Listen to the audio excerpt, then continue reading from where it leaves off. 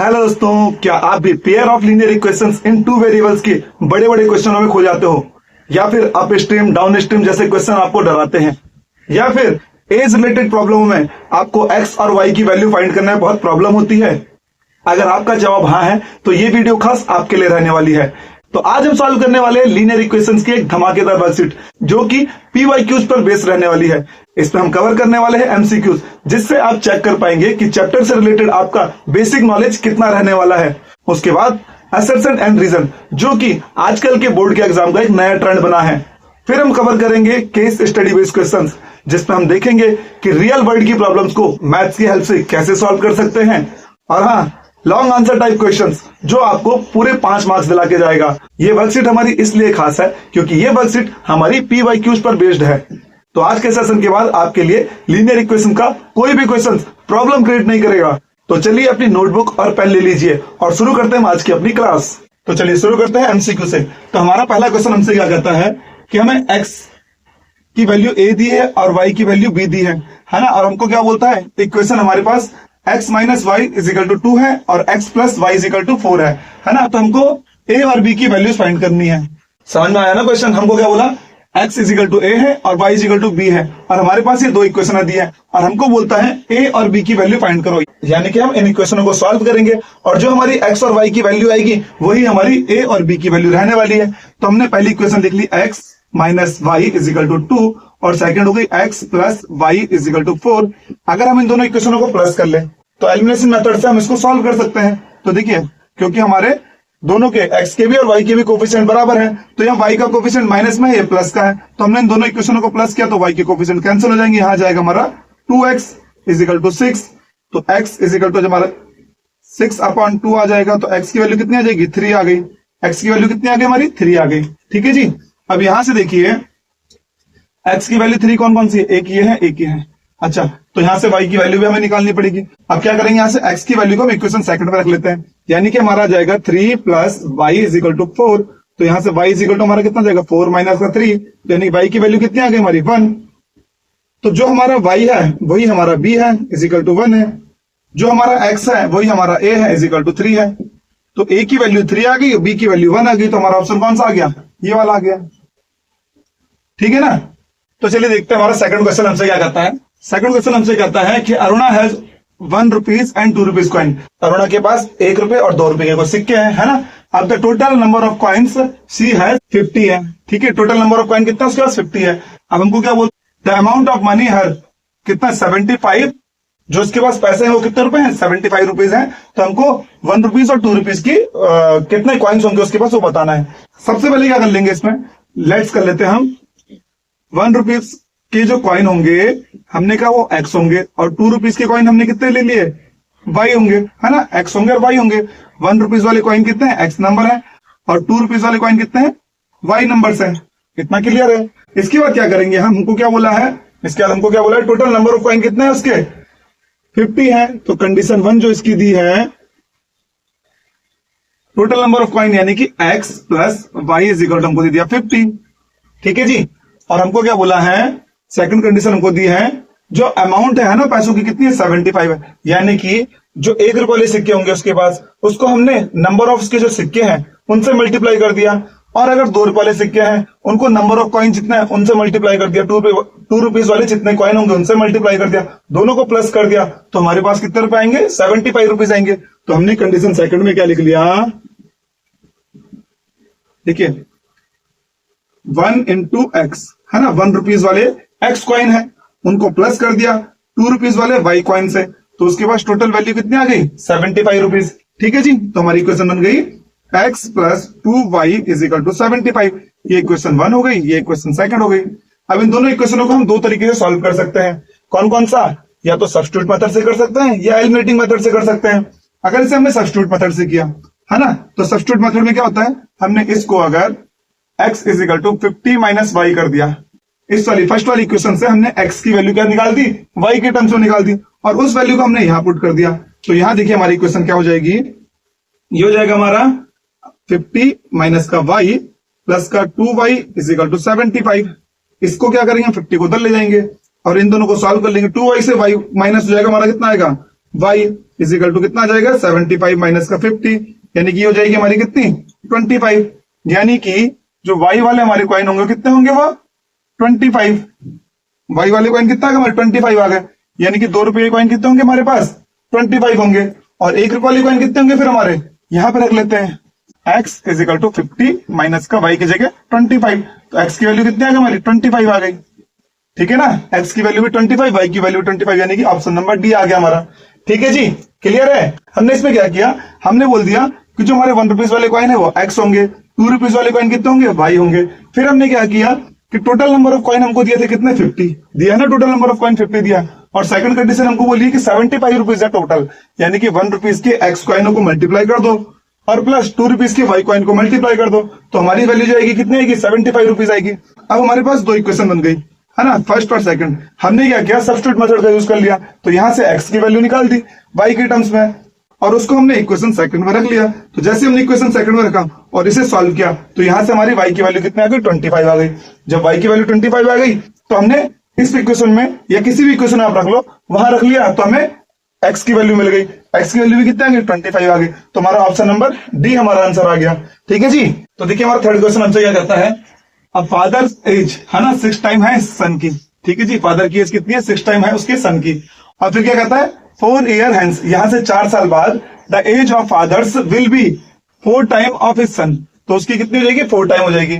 ठीक है जी, तो हमको क्या बोलते हैं प्रेजेंट एज निकालनी है। तो हमने बोल दिया जो फादर की एज है सपोज वो x है और सन की एज है वो कितनी है y है। ठीक है, ईयर्स में हो गई। अब पहली कंडीशन हमको क्या दी है कि जो फादर की एज है यानी x जो है वो सन की एज की कितना है 6 टाइम है, तो इसको 6y कर दिया है ना। फादर की age is equal to 6 into son की एज। कंडीशन फर्स्ट आ गई, हमारी इक्वेशन फर्स्ट आ गई। सेकंड इक्वेशन हमको क्या बोलता है जो 4 ईयर लेटर। अब देखिए सेकंड कंडीशन हमारे पास आ गया 4 ईयर लेटर, यानी कि आज से 4 साल बाद फादर की उम्र कितनी हो जाएगी +4 हो जाएगी। जो भी आज है उसकी 4 हो जाएगी। सपोज आपकी उम्र कितनी है 15 है तो 4 साल बाद 19 हो जाएगी है ना। तो फादर की जो भी x है तो कितनी हो जाएगी x +4 हो जाएगी। ऐसी जो सन है उसकी एज कितनी हो जाएगी y +4 हो जाएगी। लेकिन जो उनकी एज होगी वो कितनी हो जाएगी एक दूसरे के 4 टाइम रहेगी ना। फादर की एज जो है सन की एज के 4 टाइम है। अब इसको थोड़ा सॉल्व कर लेंगे तो x +4 इज इक्वल टू हमारा जाएगा 4y प्लस का 16। वेरिएबल्स को एक तरफ ले आते हैं, कांस्टेंट को एक तरफ कर लेते हैं। x माइनस का 4y is equal to 16 minus का 4। अब इसको सॉल्व करेंगे तो ऐसे रहेगा हमारा इज इक्वल टू ये आ जाएगा हमारा 12। ठीक है जी, क्वेश्चन सेकंड। अच्छा अब देखिए यहां से हम सब्स्टिट्यूट मेथड का यूज कर सकते हैं क्योंकि हमें x की वैल्यू कितनी दी है 6y के बराबर, तो यहां से हम x की वैल्यू यहां रख लेते हैं। तो हमारा क्या आ जाएगा यहां से देखिए x की वैल्यू अगर यहां रख लेते हैं हम तो 6y माइनस का 4y इज इक्वल टू 12। तो यहां से हमारा कितना जाएगा 2y इज इक्वल टू 12। तो y की वैल्यू कितनी आ जाएगी हमारी 6 आ जाएगी है ना। तो y की वैल्यू 6 वाला आंसर कौन सा हमारा C वाला है। ठीक है जी, सन की एज इतनी आ गई ना हमारी। अच्छा x की भी निकाल लेते हैं। x की निकालने के लिए क्या करेंगे यहाँ पे रख लेंगे डायरेक्ट, तो 6 टाइम हो जाएगा है ना। 6 6 36, तो 36 आ जाएगी। हाँ तो यही बिल्कुल हमारा आंसर है। ठीक है जी, आई समझ में ना। चलिए समझ में आ गई ना क्या किया हमने, हमें फादर की एज दी थी x, हमने मान लिया x है और सन की एज y मान ली। अब फिर क्या किया हमने, हमको बोला है कि फादर की एज जो है सन की एज का 6 टाइम है, तो हमने उसको इक्वेशन फर्स्ट बना ली। फिर हमको बोला 4 साल बाद यानी कि x +4 कर लिया और सन की एज कितनी हो जाएगी y +4 हो जाएगी। तो फादर की एज सन की एज की कितना है 4 टाइम है। फिर इसको हमने सॉल्व किया तो हमारी इक्वेशन सेकंड आ गई। हमने क्या किया फर्स्ट इक्वेशन से सेकंड इक्वेशन में x की वैल्यू पुट कर दी। सब्स्टिट्यूट मेथड का यूज करके हमने x की वैल्यू यहां रख ली और जैसे हमने रखी हमें y की वैल्यू मिल गई। y की वैल्यू हमें मिली तो हमने इक्वेशन फर्स्ट में रख ली तो हमें x की वैल्यू मिल गई, यानी कि फादर की उम्र कितनी आ गई 36 और सन की एज 6 आ गई। क्लियर है। तो चलिए अगला क्वेश्चन देख लेते हैं हमारे असर्शन और रीजन पर जो बेस्ड है ना। हमसे क्या कहता है the pair of linear equation, हमारे पास इक्वेशन दी है दो है ना। वो बोलता है इसका कोई सॉल्यूशन नहीं है। हमको पता है कि हमारा कोई सॉल्यूशन कब नहीं आता जब हमारी क्या होता है a1/a2 is equal to b1/b2 does not is equal to c1/c2। तो यहां से a1/a2 निकाल देंगे अगर हम, तो a1/a2 हमारा कितना आ जाएगा 1/2, b1/b2 हमारा कितना आ जाएगा 1/2 और c1/c2 हमारा कितना आ जाएगा 1/3। ठीक है ना। अच्छा देखिए a1/a2 क्या हमारे x के कोफिशिएंट है ना, उनका रेशियो हो गया। b1/b2 यानी y के कोफिशिएंट का रेशियो हो गया और c1/c2 क्या है कांस्टेंट टर्म का रेशियो हो गया। ठीक है जी, तो यहां से हमने कर दिया a1/a2 ये दोनों तो बराबर है इज इक्वल टू b1/b2 के, बट ये बराबर नहीं है c1/c2 के। है ना, इसके बराबर नहीं है। तो यहां से हमारी क्या आ गई, कंडीशन बिल्कुल सही आ गई, है ना। नो सॉल्यूशन होते हैं इसमें। ये नो सॉल्यूशन क्यों होते हैं, क्योंकि पैरेलल लाइन होती है। अच्छा, हमसे रीजन में क्या बोलता है, these two lines are parallel. बिल्कुल सही बात है भाई, दोनों लाइनें पैरेलल है, तो यानी कि इसका ऑप्शन क्या आ जाएगा, हमारा ए आ जाएगा। असर्शन भी सही है, रीजन भी सही है, और जो रीजन है वो असर्शन को अच्छे से एक्सप्लेन भी कर रहा है। ठीक है जी, समझ में आई ना। अगर आपको यहाँ पे थोड़ा सा भी डाउट है तो हमने वर्कशीट नंबर 1 क्रिएट की थी pair of linear equation two variables की, तो उस वीडियो को अगर आप देख लोगे तो आपके सारे डाउट्स क्लियर हो जाएंगे, क्योंकि उसमें हमने पूरा डिटेल में सारे पॉइंट्स कवर किए हैं। तो अब जो हमारे क्वेश्चन रहेंगे वो वेरी शॉर्ट क्वेश्चन के आंसर रहेंगे। ठीक है, इसमें हमारे पास क्या बोला है क्वेश्चन, देखिए पी और क्यू की वैल्यू निकालने को बोली हमको। कब बोली है, जब हमारे पास लीनियर पेयर इक्वेशन दे दिए हैं जिसके क्या है, इनफाइनाइट मैनी सॉल्यूशन है ना, इनफाइनाइट सॉल्यूशन है इसके। और हमारे पास इक्वेशन क्या दी है, 4x plus 5y is equal to 2 और 2p plus 7q multiply by x plus p plus 8q multiply by y is equal to 2q minus p plus 1। ठीक है जी, ये हमारे पास इक्वेशन रहने वाली है, दो इक्वेशंस रहने वाली है। इनको सॉल्व करके हमको क्या निकालना है, p और q की वैल्यू निकालनी है। अच्छा, यहां से देखिए हमको दिया इनफाइनाइट सॉल्यूशन। तो इनफाइनाइट सॉल्यूशन हमारे पास क्या होता है, जब हमारी लाइन कॉन्स्टेंट होती है, तो कॉन्स्टेंट का मतलब क्या हो गया हमारा, a1 upon a2 is equal to b1 upon b2 is equal to c1 upon c2। ये हमारे पास कंडीशन दे रखी है।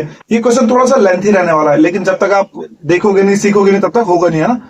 ये हमारा कॉन्सेप्ट क्लियर करने के लिए मेनली क्वेश्चन क्या होते हैं हमारे, अगर इस टाइप के क्वेश्चन आप लगा लेते हो तो आपकी कॉन्सेप्ट क्लियर हो जाते हैं, है ना। चलिए देखिए इस पे क्या करते हैं आगे हम। a1 की जगह क्या रखेंगे हम, 4। a2 की जगह क्या रखेंगे, 2p प्लस का 7q। b1 की जगह हमारा कितना आ गया, 5। b2 की जगह कितना आ गया हमारा, p प्लस 8q। c1 की जगह हमारे पास कितना आ गया, 2 आ गया। और यहाँ c2 की जगह कितना आ गया हमारा, 2q माइनस का p प्लस का 1। ठीक है जी, यहाँ पे थोड़ा ध्यान से देखिए। हाँ, हमको q पहले दिया है, p बाद में दिया है। यहाँ में p पहले दिया है, यहाँ q बाद में दिया है। यहाँ p पहले दिया है, q बाद में दिया है, लेकिन यहाँ पे हमें क्या दिया है, q पहले दिया है, p बाद में दिया है। तो इसे ध्यान से रखना। कितनी बार बच्चे क्या कर लेते हैं, 2q की जगह 2p कर लेते हैं, तो वहां पे हमारा क्या होता है, क्वेश्चन गलत हो जाता है। अभी देखिए यहाँ पे क्या करेंगे, पहले हम इन दोनों को ले लेते हैं, फर्स्ट सेकंड को लेते हैं। तो यहां से हमारा क्या हो जाएगा, 4 अपॉन 2p प्लस का 7q is equal to 5 upon p plus 8q हो जाएगा। ठीक है जी, अब यहां से क्या करेंगे, हम इसकी क्रॉस मल्टीप्लाई कर लेंगे, इसको इधर ले लेंगे, इसको इधर ले लेंगे। तो ये कितना जाएगा हमारा, 4 multiply by p plus 8q is equal to 5 multiply by 2p plus का 7q। अब हमारा क्या हो जाएगा, यहां से देखिए इसकी मल्टीप्लाई अंदर करेंगे तो 4p प्लस का 32q इज इक्वल टू कितना जाएगा, 10p प्लस का 35q। ठीक है जी, यहां तक कोई दिक्कत नहीं है ना, कोई दिक्कत तो नहीं है ना, यहां तक तो हो जाएगा। इसीलिए अब क्या करेंगे, p वाले जो होते हैं हमारे एक तरफ लिख लेते हैं और q वालों को एक तरफ कर लेते हैं। तो p वाला इस तरफ आ जाएगा हमारा, 4p माइनस का 10p is equal to 35q minus का 32q। ठीक है जी, अब इसे थोड़ा और सॉल्व किया हमने, तो यहां से कितना आ गया हमारा, ये माइनस का 6p is equal to 3q। तो यानी कि यहां से हमारी क्या वैल्यू आ गई, देखिए इसको हम लिख दिया, ये कट रहा है ना हमारा 3 के टेबल से, तो यानी कि यहां से हम इसको ऐसे लिख सकते हैं, 3 से कटा 2 टाइम, तो यानी कि q इज इक्वल टू आ गया माइनस का 2p। ये हमारी वैल्यू आ गई। ठीक है, q is equal to minus का 2p यहां से निकाल लिया हमने। अब इसके बाद क्या करेंगे, हम सेकंड वाले को और थर्ड वाले को ले लेते हैं, या सेकंड वाले को, सॉरी, या फर्स्ट वाले को और थर्ड वाले को ले लो। ठीक है, तो हमने सेकंड और थर्ड को ले लिया, तो ये क्या हमारा 5 अपॉन p प्लस का 8q इज इक्वल टू, देखिए हाँ, 2 अपॉन 2q माइनस का p प्लस का 1। ठीक है जी, हमारी कंडीशन बन गई। अब इसे क्या करेंगे, हम क्रॉस मल्टीप्लाई कर लेते हैं, इसको इधर मल्टीप्लाई करेंगे, इसको इधर मल्टीप्लाई करेंगे, तो ये हो जाएगा हमारा 5 मल्टीप्लाई बाई 2q माइनस का p प्लस का 1 is equal to 2 multiply by p plus का 8q। अब इसको थोड़ा सिंप्लीफाई और करेंगे, अंदर मल्टीप्लाई कर लेते हैं इनकी, तो क्या आ जाएगा, ये 10q इसके अंदर मल्टीप्लाई करेंगे 5p प्लस का 5, ये कितना हो जाएगा, 2p प्लस का 16q। ठीक है जी, अब क्या कर लेंगे इसको, देखिए हमारे जो वेरिएबल्स उनको एक तरफ कर लेते हैं और कांस्टेंट को एक तरफ कर लेते हैं। तो वेरिएबल मतलब जो p और q वाले हैं उनको एक तरफ कर लेते हैं। तो ये तो हमारा हो गया 10q माइनस का 5p, इधर से आ जाएगा माइनस का 2p और ये आ जाएगा माइनस का 16q, और इधर ये हमारा 5 इधर प्लस का तो जाके माइनस का 5 हो जाएगा। ठीक है जी, अब इसे सॉल्व करेंगे हम, तो क्या हो जाएगा, देखिए ये सॉल्व हो गया, माइनस का 7p हो गया, इसमें से ये होगा तो माइनस का 6q हो गया इज इक्वल टू माइनस का 5 आ गया। माइनस माइनस कैंसिल कर देंगे सारे, तो ये हो जाएगा हमारा 7p प्लस का 6q इज इक्वल टू 5। ठीक है जी, यहां तक कोई दिक्कत तो नहीं है। अब क्या कर लेते हैं, हम सब्स्टिट्यूट मेथड का यूज कर लेते हैं। सब्स्टिट्यूट मेथड मतलब हमें q की वैल्यू मिली है p के टर्म्स में, तो q की वैल्यू को हम यहां रख लेते हैं, है ना। तो ये आ जाएगा हमारा 7p प्लस का 6 और q कितना हो जाएगा हमारे यहाँ पे माइनस का 2p इज इक्वल टू 5।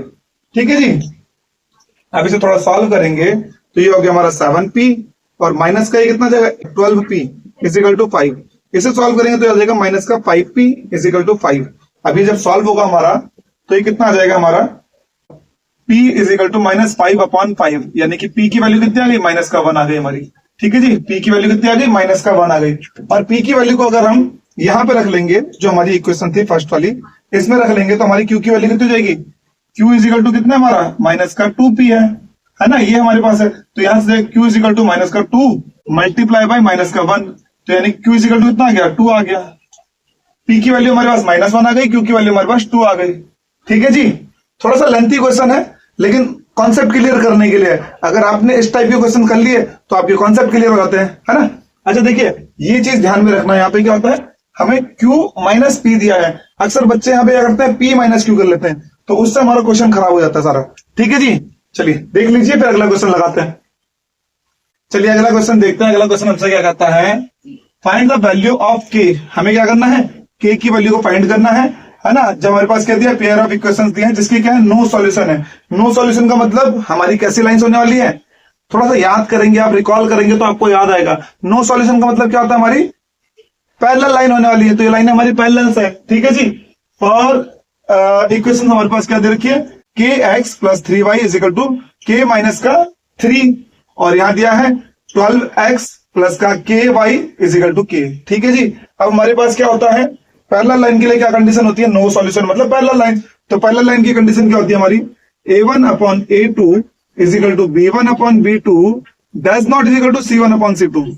ठीक है जी, तो यहां से देखिए a1 upon a2 is equal to b1 upon b2 ले लेते हैं हम। तो देखिए इक्वेशंस में हमारे पास a1 का मतलब क्या हो गया, x का कोफिशिएंट, तो यानी आ गया हमारा k। a2 का मतलब क्या हो गया हमारा, x का कोफिशिएंट है ना सेकंड इक्वेशन से, तो हो गया 12। फिर y के कोफिशिएंट पहली इक्वेशन से तो 3, और सेकंड इक्वेशन से y का कोफिशिएंट कितना हो गया हमारे पास, k। ठीक है जी, अब इसे हम सॉल्व करेंगे तो हमारा क्या हो जाएगा, देखिए क्रॉस मल्टीप्लाई कर लेते हैं, तो ये हो गया k square is equal to 36, है ना, 12 इंटू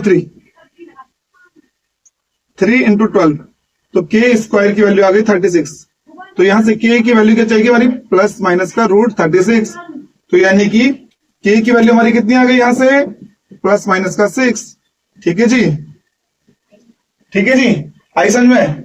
देख लीजिए, यहां से ध्यान रखना, नो सॉल्यूशन हमको दिया है, तो हमारी नो सॉल्यूशन का मतलब क्या होता है, पैरेलल लाइंस, है ना, पैरेलल लाइंस बनती है। तो पैरेलल लाइन की कंडीशन क्या होती है हमारी, a1 upon a2 is equal to b1 upon b2 does not is equal to c1 upon c2।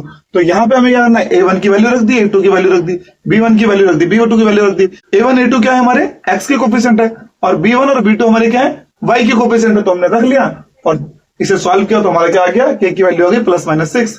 ठीक है जी, देख लीजिए, फिर अगला क्वेश्चन करते हैं। तो अगला क्वेश्चन हमारा शॉर्ट आंसर टाइप क्वेश्चन से रहने वाला है। अब ये देखिए थोड़ा सा इंटरेस्टिंग क्वेश्चन है हमारा। देखिए इसमें हमको क्या बोलता है, हमको सॉल्व करनी है equation 21x plus 47y is equal to 110, और इधर दिया 47x plus 21y is equal to 162। अभी यहां से देखिए एक चीज ध्यान दीजिए, अब यहां से एक चीज ध्यान देना, जो हमारा यहाँ x का कोफिशिएंट है ना, इक्वेशन फर्स्ट में जो x का कोफिशिएंट है वो इक्वेशन 2 में किसका है, y का कोफिशिएंट है। और जहां जो हमारा इक्वेशन फर्स्ट में y का कोफिशिएंट है वो हमारा इक्वेशन सेकंड में क्या है, x का कोफिशिएंट है। यानी कि यहाँ पे क्या हो रही है, मिररिंग हो रही है ना। तो इस कंडीशन में हम क्या करते हैं, एक बार दोनों इक्वेशनों को प्लस कर लेते हैं और एक बार दोनों इक्वेशनों को माइनस कर लेते हैं। ठीक है जी, तो हमने क्या कर लिया, इक्वेशन फर्स्ट को प्लस कर दिया इक्वेशन सेकंड से, तो क्या आ जाएगी हमारी, देखिए इक्वेशन फर्स्ट लिख लेते हैं पहले हम, 21x प्लस का 47y इज इक्वल टू 110। ठीक है जी, 47x प्लस का 21y इज इक्वल टू 162। ये क्वेश्चन बच्चों को बहुत कंफ्यूज करता है और बच्चे इसको छोड़ ही देते हैं, है ना। आपको छोड़ना नहीं है, आपको ध्यान से करना है। क्यों, अब आपको एक कॉन्सेप्ट क्लियर है, जब भी आपका मिररिंग होगी, है ना, यानी कि यहाँ जो x का है वो इधर y का हो जाएगा और जो इधर y का है वो इधर x का हो जाएगा। तो उसमें हम क्या करेंगे, एक बार दोनों इक्वेशनों को प्लस कर लेंगे, एक बार दोनों इक्वेशनों को माइनस कर लेंगे, तो हमारी दो नई इक्वेशन बन जाएगी और उनको सॉल्व करके हम आराम से इसको सॉल्व कर सकते हैं। ठीक है जी, तो हमने क्या कर दिया, दोनों को प्लस कर लिया। तो दोनों को प्लस करने पर हमारा क्या हो जाएगा, ये देखिए, ये हो जाएगा हमारा कितना, 8 और 6 68x, प्लस दोनों को प्लस कर दिया 68y और इन दोनों को प्लस कर दिया 2 7 और 2। ठीक है जी।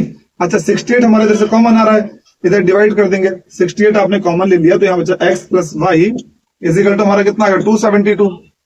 अच्छा अब इसको डिवाइड कर देंगे अगर हम, x plus y is equal to 272 divide by 68। ठीक है जी।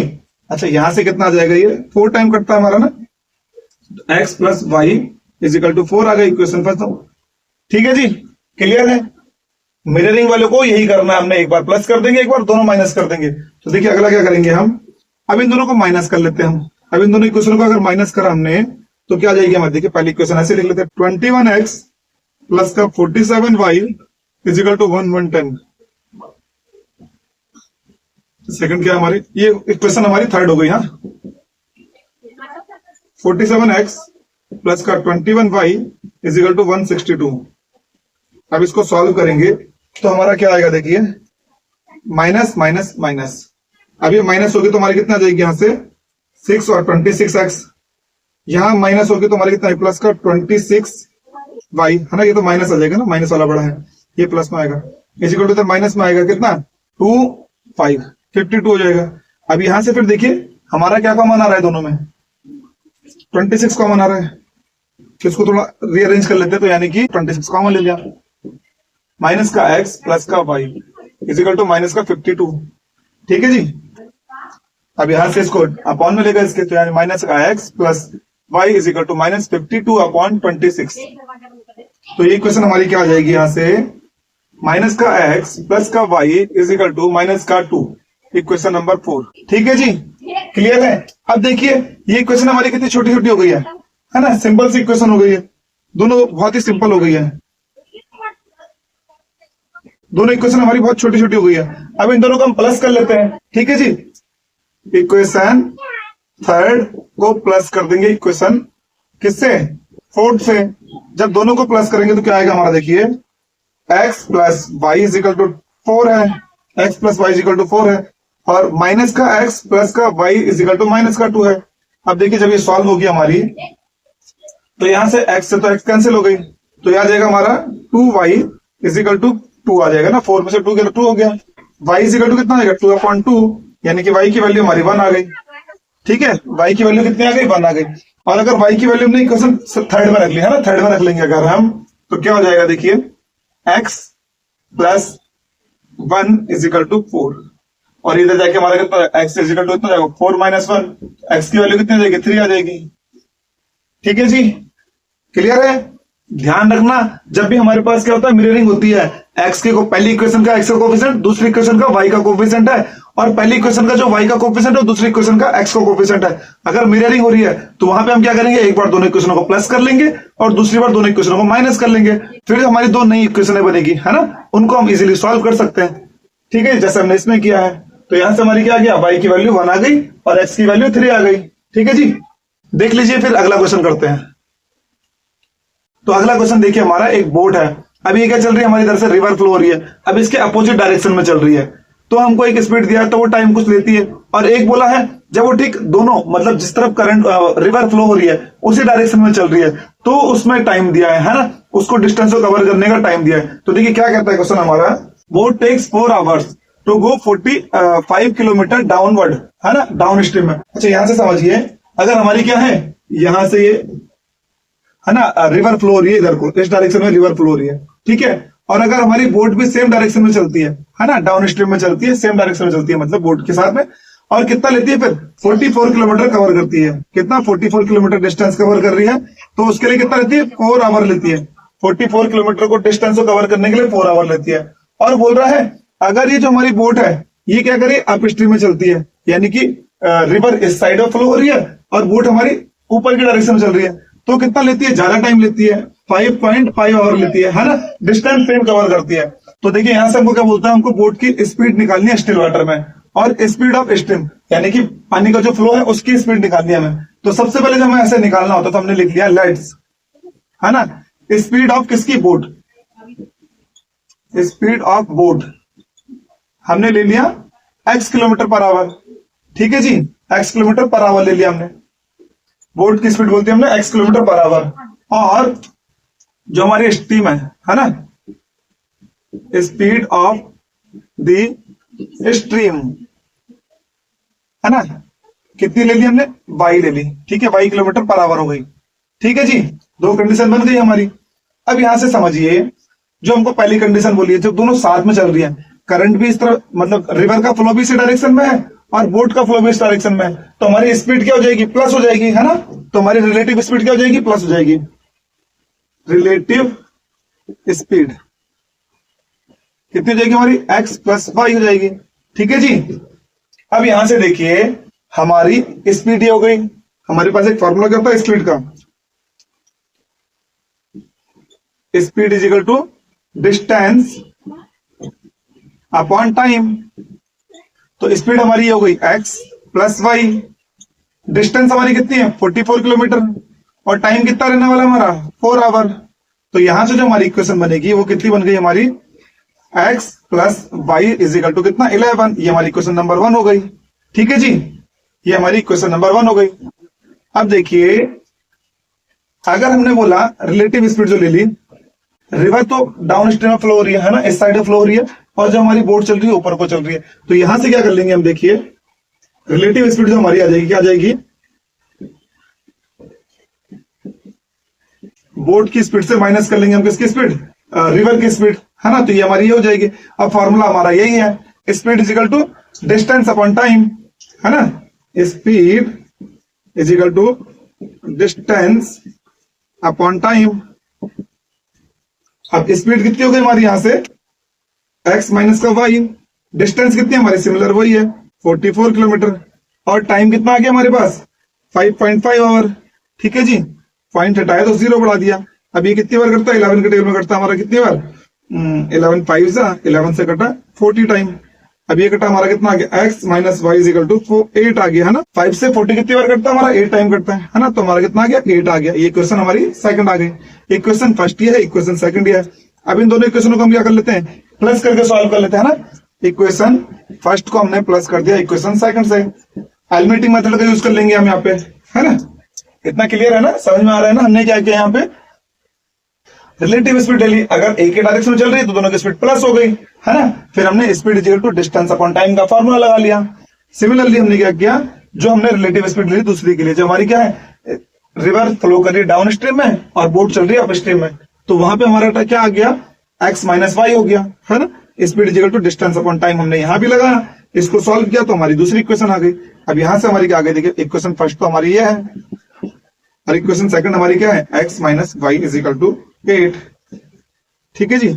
अब इसे हम सॉल्व करेंगे तो ये तो हमारा कैंसिल हो जाएगा, यहां से आएगा 2x इज इक्वल टू, ठीक है जी, यानी कि यहां से कितना आ जाएगा हमारा, x इज इक्वल टू 19/2 यानी कि 9.5 किलोमीटर पर आवर। ठीक है, तो हमारी बोट की स्पीड कितनी आ गई, 9.5 किलोमीटर पर आवर। अब इसको हमने कहां रख लिया, इक्वेशन फर्स्ट में या इक्वेशन सेकंड में, कहीं भी रख लेते हैं। तो हमने रख दिया इसको इक्वेशन सेकंड में, तो यहां से हमारा कितना आ जाएगा, 9.5 प्लस का y इज इक्वल टू 11। तो इधर जाएगा तो y इज इक्वल टू हमारा कितना जाएगा, 11 माइनस 9.5। अब इसको सॉल्व किया हमने तो y की वैल्यू कितनी आ गई हमारी, 1.5 किलोमीटर पर आवर। तो हमारी स्पीड ऑफ स्ट्रीम कितनी आ गई, 1.5 किलोमीटर पर आवर, और जबकि हमारी बोट की स्पीड कितनी आ गई है, 19.5 किलोमीटर पर आवर। ठीक है जी, तो इसको इस टाइप से हम सॉल्व कर लेंगे। आई समझ में, चलिए देख लीजिए इसे, फिर अगला क्वेश्चन लगाते हैं। तो देखिए अगला क्वेश्चन हमारा रहने वाला है केस स्टडी बेस्ड क्वेश्चन पे। तो हमसे क्या कहता है इसमें, दीपेश ने क्या किया, अब्रॉड किया, 3 नोटबुक्स खरीदी और 2 पेन खरीदे, कितने के, 80 रुपीज के। ठीक है जी, his friend Ramesh said that the price of notebook could be, कितना होगा, 25 रुपए होगी। उसने बोला कि नोटबुक की प्राइस कितनी होगी, 25 रुपीज होगी। देन 3 नोटबुक्स कॉस्ट 75 होगी।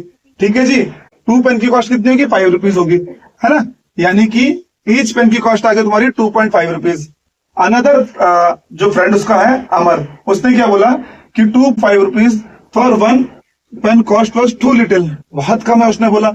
इट शुड बी कितना होना चाहिए, कम से कम 16 रुपीज होने चाहिए बोला एक पेन की कॉस्ट।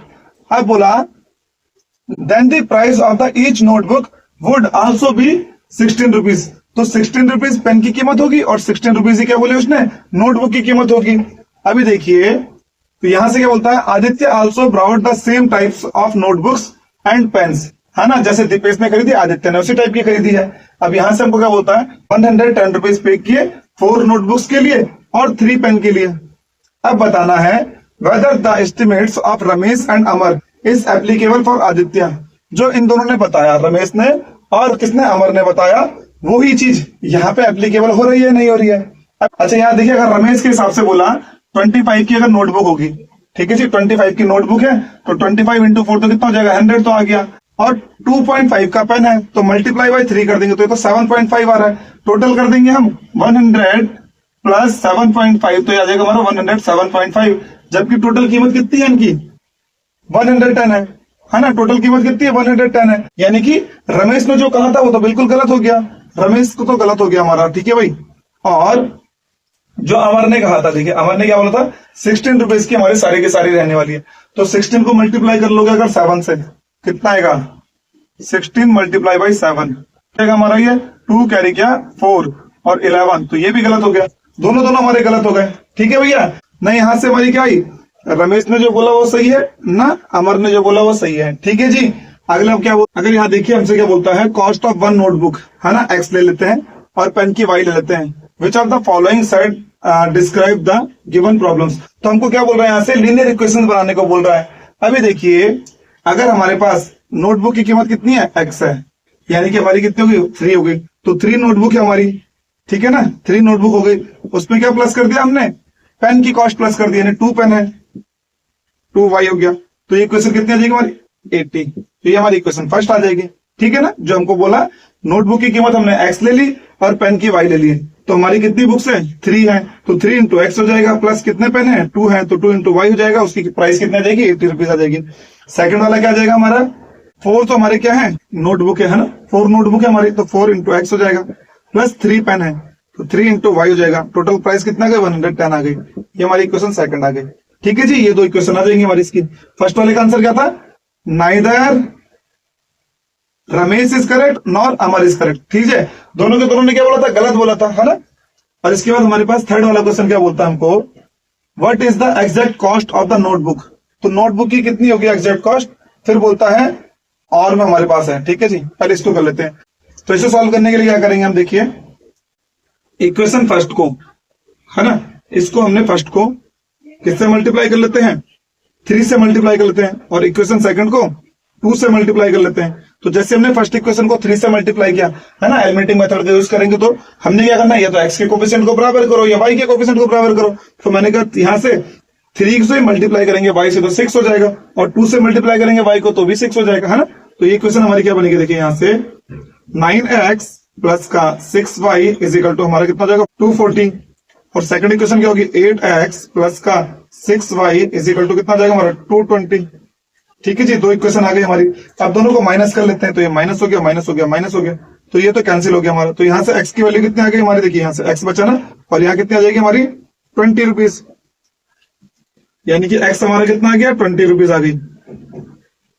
x क्या है हमारा नोटबुक की प्राइस है, तो नोटबुक की प्राइस कितनी आ गई हमारी 20 रुपीज आ गई। हमसे नोटबुक की प्राइस पूछी थी, है ना, what is the cost of notebooks, तो नोटबुक की प्राइस कितनी आ गई हमारी 20 रुपीज आ गई। अब अगला हमसे क्या बोलता है, what is the exactly cost of pen, तो पेन की एग्जैक्टली कॉस्ट कितनी होगी, तो हमने इक्वेशन फर्स्ट या इक्वेशन सेकंड कहीं भी हमने क्या रख दिया x इज इक्वल टू 20 रख दिया, तो हमने सपोज यहाँ पे x इज इक्वल टू 20 रखा, तो हमारा क्या आ जाएगा ये 3 इंटू 20 प्लस का 2y इज इक्वल टू 80, ठीक है जी। तो यहां से सॉल्व होकर कितना आएगा हमारा ये 60 plus 2y is equal to 80, तो 2y इज इक्वल टू कितना हो जाएगा हमारा 80 माइनस का 60, तो 2y इज इक्वल टू 20 हो गया। तो y की वैल्यू कितनी आ गई यहाँ से हमारी 10 आ गई, है ना, 10 रुपीज आ गई। तो पेन की कॉस्ट कितनी आ गई हमारी 10 रुपीज आ गई। नोटबुक 20 की हो गई, पेन हमारा कितना का हो गया 10 का हो गया। अब आगे हमसे क्या बोलता है, what is the total cost of they purchased same type of notebook and 12 pen, 15 तो उसने नोटबुक खरीदी है और पेन कितना खरीदा, 12 खरीदे। तो यहां से देखिए 15 इंटू, तो यहां से हमारी इक्वेशन क्या बनेगी, पहले देखिए 15x प्लस का 12y है ना, 15x और 12y बन जाएगा हमारा। तो यहां से हमारी क्या इक्वेशन आएगी, 15 मल्टीप्लाई बाई x की वैल्यू कितनी है हमारी, x हमारा 20 आया था, प्लस 12 y कितना आ गया हमारा 10 आ गया। तो ये कितना हो जाएगा हमारा 300 प्लस का कितना आ जाएगा 120, तो ये कितना हो जाएगा 420 रुपीज। तो टोटल प्राइस कितनी आ गई हमारी 420 रुपीज। ठीक है जी, आई समझ में, देख लीजिए फिर अगला क्वेश्चन करते हैं। तो जो हमारा लास्ट वाला क्वेश्चन है वो लॉन्ग आंसर टाइप क्वेश्चन से रहने वाला है। इसमें हमें क्या बोलता है, देखिए अब फ्रैक्शन बिकम 9/11। एक हमारे पास फ्रैक्शन है वो 9/11 हो जाती है कब, जब उसमें क्या करते हैं 2 ऐड करते हैं बोथ न्यूमरेटर और डिनोमिनेटर में। ठीक है जी, और इसके बाद हमसे बोलता है अगर हमने क्या किया 3 ऐड किया बोथ न्यूमरेटर और डिनोमिनेटर में, तो हमारी फ्रैक्शन कितनी हो जाती है 5/6 हो जाती है।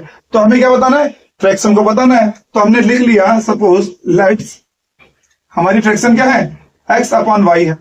ठीक है जी, हमारी फ्रैक्शन क्या हो गई x/y हो गई, यानी कि हमारा न्यूमरेटर कितना हो गया x हो गया और डिनोमिनेटर हमारा क्या हो गया y हो गया। ठीक है जी, अब क्या बोलता है पहली कंडीशन में हमको बोलता है अगर दोनों में हमने क्या कर दिया 2 प्लस कर दिया, यानी x में हमने +2 कर दिया और y में भी हमने +2 कर दिया, तो हमारी फ्रैक्शन क्या होती है 9/11 हो जाती है।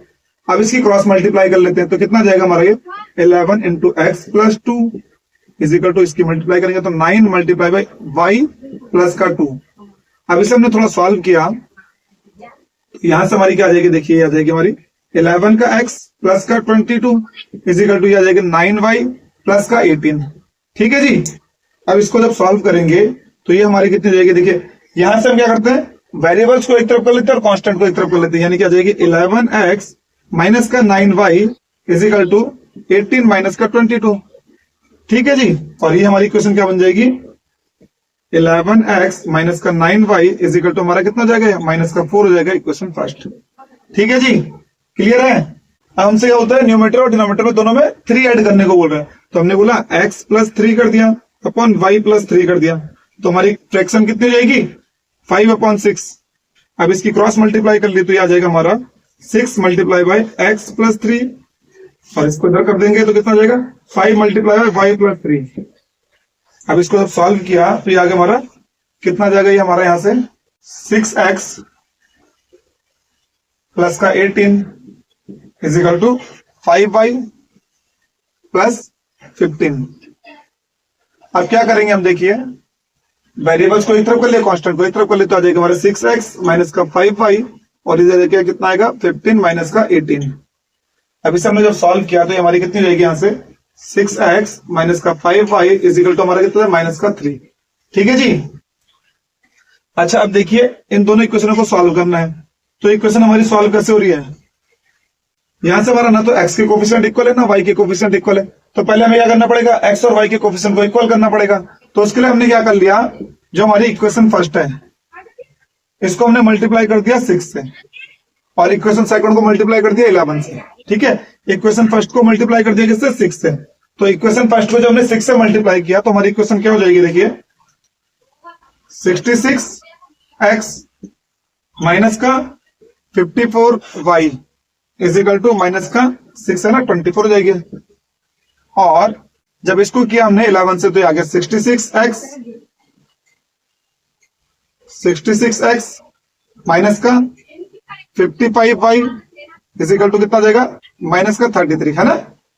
अब यहां से देखिए ये भी प्लस का ये भी प्लस का है, तो ऐसे तो एलिमिनेट हो नहीं सकते, तो क्या करना पड़ेगा हमको साइन चेंज करना पड़ेगा, तो ये हमारा माइनस हो जाएगा ये प्लस हो जाएगा ये फिर प्लस हो जाएगा, माइनस वाले प्लस हो जाएंगे सर है ना। अब ये तो हमारा कैंसिल हो गया, अब यहां से कितना आ गया 55 में से 54 गया तो कितना आ गया y आ गया केवल, और इधर कितना आ गया हमारे पास 9 आ गया, तो y की वैल्यू कितनी आ गई हमारी 9 आ गई। ठीक है जी, अब y की वैल्यू कहां रख लेते हैं, इक्वेशन फर्स्ट में रख लेते हैं। ठीक है, इक्वेशन फर्स्ट में जब हमने y की वैल्यू रखी तो हमारी क्या आ जाएगी, देखिए 11x माइनस का 9 into 9 is equal to minus का 4। अब इसको सॉल्व करेंगे तो 11x माइनस का 81 इज इक्वल टू माइनस का 4। अब इसे सॉल्व करेंगे तो कितना जाएगा हमारा 11x is equal to minus का 4 प्लस का 81। तो यहां से हमारा सॉल्व होने के बाद कितना आ रहा है देखिए 11x इज इक्वल टू 77 है ना। 81 में से 4 माइनस हो गया 77, तो x की वैल्यू कितनी आ गया 77 अपॉन 11 यानी x इज इक्वल टू आ गया 7। x की वैल्यू 7 आ गई और y की वैल्यू कितनी आ गई थी 9 आ गई। तो हमारी फ्रैक्शन क्या बन जाएगी 7 अपॉन 9। ठीक है जी, आई समझ में। जो हमें क्वेश्चन दिया था कि भैया पहले क्या बोला 2 ऐड कर दो, तो हमने न्यूमेटर और डिनोमिनेटर दोनों में 2 ऐड कर लिया, तो उसको सॉल्व किया तो हमारी क्वेश्चन बन गई।